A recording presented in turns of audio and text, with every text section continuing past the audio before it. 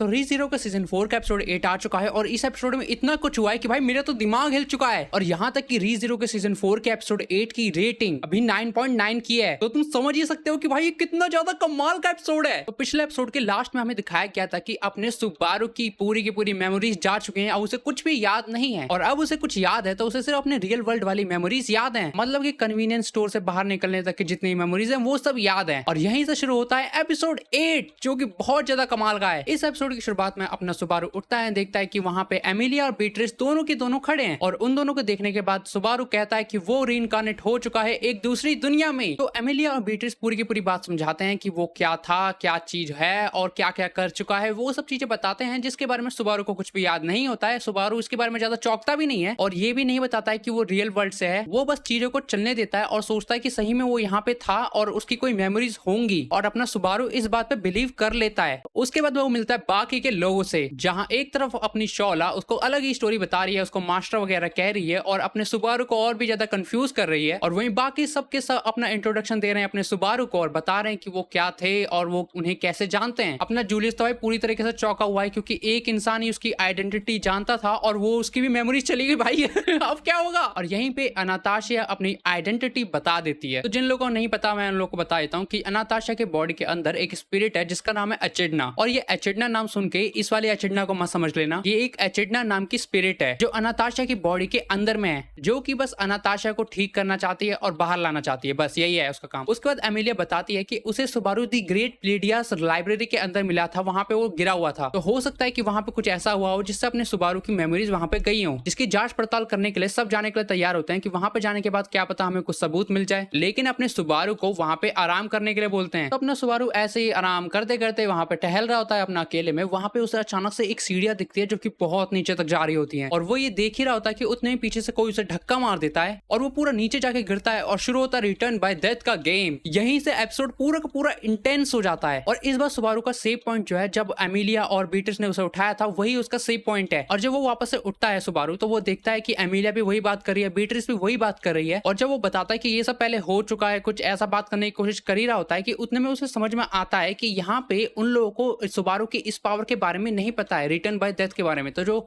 Subaru मतलब जो असल में था, जो मेमोरीज उसके अंदर थी, वो असल में क्या सोच रखा था कि वो बता क्यों नहीं रहा था, तो उसने ना बताना ही सही समझा उस समय। तो सारी चीजें वापस से बिल्कुल उसी तरीके से चल रही होती हैं। और यहाँ पे हमें सभी लोग और सुबारू के बीच में टेंशन बनते हुए दिखता है। जैसे कि तुम मान सकते हो कि किसने उसे धक्का मारा था सुबारू को नहीं पता है, तो वो कंफ्यूज है। और शायद हो सकता है बहुत सारे लोग उसके दुश्मन भी हों इन दोस्तों के बीच में, तो वो धीरे धीरे करके लोगों से ट्रस्ट खोता जा रहा है। इस बार भी सबके सब वापस से तहकीकात करने के लिए दी ग्रेट प्लेडियास लाइब्रेरी के अंदर में जाते हैं और अपने सुबारू को आराम करने के लिए बोलते हैं। अपना सुबारू वापस से घूम ही रहा होता है, उसे वापस से सीढ़ियां दिखती हैं, लेकिन इस बार वो वहां पे जाके जल्दी से वापस आ जाता है। और तब वो अनाताशा की बात सुनता है कि सुबारू अब उनके लिए बिल्कुल यूजलेस है, कोई भी काम का नहीं है, और वो अब उनके रास्ते में एक अड़चन के अलावा कुछ भी नहीं है। इसे सुन के सुबारू और भी ज्यादा घबरा जाता है और उसे लगता है कि शायद ये भी ट्रस्टवर्दी नहीं है। तो वहां से जाता है और एक और बार वो सीढ़ियों की तरफ देखता है और उसे फिर पीछे से कोई धक्का मारता है, और इस बार जो इतनी गंदी तरीके से उसकी डेथ होती है, पूरा तड़पते हुए, इतने गंदी तरीके से डेथ होती है भाई कि तुम सोच नहीं सकते। वो पूरा रोते हुए उठता है, पूरे उसके आंसू आ रहे होते हैं। ये इतना ज्यादा, और इसकी डबिंग इतनी ज्यादा कमाल की होती है भाई। वॉइस एक्टर ने यहाँ पे ही तो होता है कि भाई जापानीज वॉइस एक्टर अपना कमाल दिखाते हैं। और इस बार उठने के बाद ऐसा कुछ नहीं भाई, वो कुछ भी बात करता ही नहीं, पूरा अपने बीट्रिस को ऐसे धक्का मार के फेंक देता है और सीधा भागता है बाहर की तरफ। और भागते भागते उसे सीढ़ियां मिलती हैं, वो सीढ़ियों से ऊपर जाता है और वहां पे मिलता है उसे रीड एस्ट्रिया। तुमने सोचा होगा कि रीड एस्ट्रिया ऐसे नहीं मारेगा, वो रीड एस्ट्रिया सच में मारता है सुबारू को, और वो भी बहुत ज्यादा बुरी तरीके से। मतलब कि वो अपने चॉपस्टिक से सुबारू के पेट के अंदर मारता है और उसके ऑर्गन्स को अपने चॉपस्टिक से इस तरीके से दबाता है कि उसे बहुत ज्यादा दर्द होता है, पेन, बहुत ज्यादा पेनफुल दिखाया जाता है उस सीन को। और वहीं पे अपना सुबारू सीढ़ी से गिर जाता है और अपनी एमिलिया उसे बचा लेती है। बचने के बाद वो कैसे कैसे करके वहां से फिर भागता है और भागते भागते इस बार सीधा टावर के बाहर कदम रख देता है। और यहीं पे एपिसोड का एंड होता है, जहां पे अपनी शोला अपनी रियल फॉर्म में आ रही है, क्योंकि उस टावर का रूल तोड़ा गया है और अब वो किसी को छोड़ने नहीं वाली भाई, एक एक को चुन चुन के मारेगी वो। तो कुल मिला के अगले वाले एपिसोड में बहुत सारी चीजें हैं जो हो सकती हैं। सबसे पहले तो लोगों के ऊपर से अपने सुबारू का ट्रस्ट कम होते जा रहा है, उसके पास कोई भी मेमोरीज नहीं है, उसके पास रिटर्न बाय डेथ है और उसका ट्रस्ट बहुत ज्यादा कम होते जा रहा है। तो अब वो एक तरीके से अपने बुरे लोगों का साथ दे सकता है या फिर अपने टीम का साथ दे सकता है, और मेरे ख्याल से उसकी टीम की तरफ ही उसका ट्रस्ट बहुत ज्यादा कम है। और वो हो सकता है तो शायद वो अपने साइड के लोगों को भी मारना शुरू कर दे प्लानिंग बना के। तो